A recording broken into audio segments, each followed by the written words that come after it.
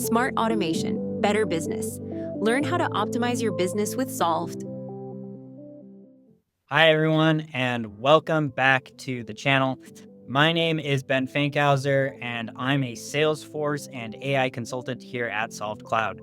We specialize in helping businesses integrate and leverage the power of AI to streamline operations and drive growth. Essentially, we help automate your business. We're in the trenches with this tech every single day, so when a major new model like GPT-5 drops, you know we're going to dive deep. Today, we're breaking down GPT-5, what was promised, how it's different from GPT-4, and most importantly, how the public has responded. Because the response has been, well, let's just say it's been a bit of a firestorm. Let's get into it. All right, so what was the big promise with GPT-5? Well, OpenAI pegged it as their most capable model yet. CEO Sam Altman even made the comparison that using GPT-4 was like talking to a meager college student, while GPT-5 would be consulting a legitimate PhD level expert. So where were we supposed to see these massive improvements? Well, first, in intelligence and accuracy. GPT-5 was designed to be significantly smarter and make fewer mistakes. OpenAI claimed its responses would be 45% less likely to contain a factual error or hallucinate. Next, you're supposed to see it in coding. For all the developers out there, this was a big one. While GPT-4 was a great starting point, GPT-5 was marked as the best coding model on the market, capable of writing complex code and outperforming other tools. The improvements were also supposed to extend to creative and professional writing. GPT-5 was said to have a more human-like tone, making it more reliable for everything from poetry to important academic essays and emails.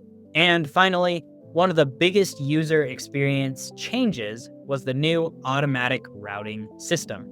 Instead of you having to pick the right model for the job, GPT-5 is designed to automatically select the best internal model, whether it's a small one for a simple question or a big one for complex thinking. On paper, this all sounds like a solid step forward, right? Well, that's not exactly what happened. That's not exactly how the community saw it. Almost immediately after its release, the internet exploded with feedback, and a lot of it wasn't very good. Platforms like Reddit were flooded with thousands of complaints, with many users calling the new model a downgrade. So what went wrong? The criticism can be boiled down to 4 major complaints. First, the replies were clipped and insufficient. Users reported that GPT-5 answers were often short, curt, and lacked the depth they were used to with GPT-4.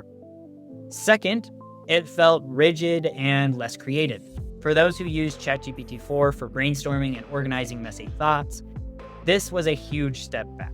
Users described its thinking as linear and rigid, struggling to juggle multiple ideas at once. This seems to be a direct result from OpenAI's choice to prioritize correctness over creativity. Third, the personality was just bland. This was a huge point of contention. GPT-4o was known for having a distinct personality and building rapport by mirroring users' tones.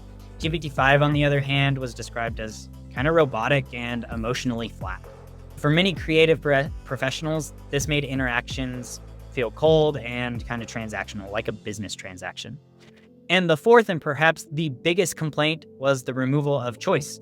Initially, OpenAI completely replaced older models with GPT-5 and didn't give the users options to revert back to GPT-4. So, what happened? Well, to their credit, OpenAI responded to the feedback. They reversed course and brought back GPT-4 as a selectable option for Plus subscribers. Sam Altman took to X to address the issues, admitting that broken routing system at launch made GPT-5 appear way dumber than it actually was. He promised fixes were on the way, and to improve performance, they would be doubling the prompt rate limits for Plus users to ease some of that frustration. So what's the takeaway here? Well, GPT-5 launched with some technical stumbles and design philosophy that clashed with many users, with what many users loved about its predecessor. While it may be technically smarter in some areas, it lacked personality and creative flexibility and left a huge hole and something left to desire for their user base. But now I want to hear from you. Have you used GPT-5? What has your experience been like?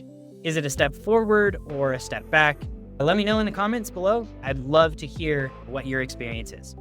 Well, thanks for watching. If you found this breakdown helpful, be sure to hit that like button and subscribe for more deep dives into the world of AI and business technology. Thanks so much, and see you next time.